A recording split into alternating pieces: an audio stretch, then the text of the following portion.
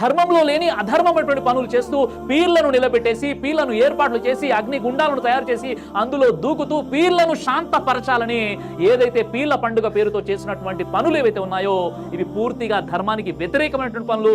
ఏవైతే హుస్సేన్ రదియల్లాహు అన్హు వారి యొక్క మొండాన్ని వేరు చేసి సింబాలిక్ గా ఏదైతే ఈ రోజు పీర్ల పండుగని కూర్చోబెడుతున్నారో ఇది పూర్తిగా ఇమాం హుస్సేన్ రదియల్లాహు అన్హు వారిని కించపరచడంతో సమానం. కాబట్టి ఇలాంటి పీర్ల పండుగకు ఎట్టి పరిస్థితుల్లో ఇస్లాం అనుమతించదు సోదరులారా.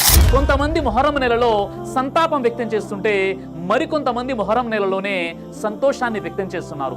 సంతాపం వ్యక్తం చేసేవారు చెప్పే విషయం ఏంటంటే ఇమాం హుస్సేన్ రదియల్లాహు అన్హు వారి యొక్క షహాదత్ వీరమరణం అనేది మొహర్రం నెలలోనే జరిగింది కాబట్టి మేము సంతాపం వ్యక్తం చేస్తున్నామని అంటుంటే, సంతోషాన్ని వ్యక్తం చేసేవారు ఇస్లామియా క్యాలెండర్ ప్రకారంగా మొహర్రం నెల మొదటి నెల కాబట్టి మేము హ్యాపీ న్యూ ఇయర్ జరుపుకోమండి, అందుకే మేము మొహర్రం గ్రీటింగ్స్ ని పంచుకుంటున్నామని వీరు అంటున్నారు.